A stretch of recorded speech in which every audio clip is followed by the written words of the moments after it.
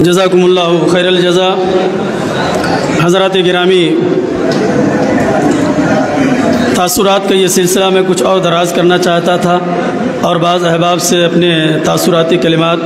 सुनना चाहता था, लेकिन वक्त की तंग दामानी और इस मजलिस के सदर बावक़ार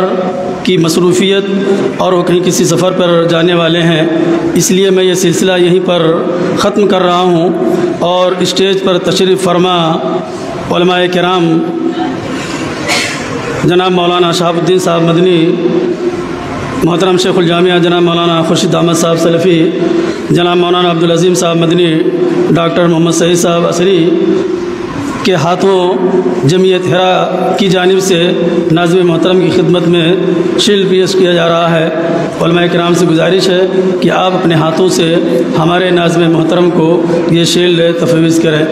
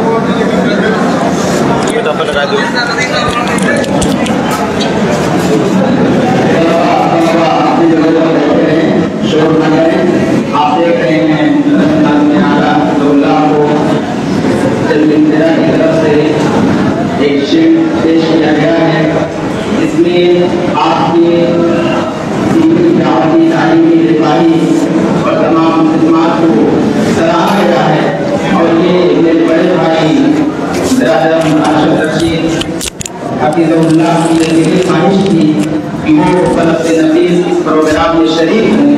लेकिन बदकिस्मती से वो नहीं आ सके और उन्होंने मोहब्बतों का एक नजराना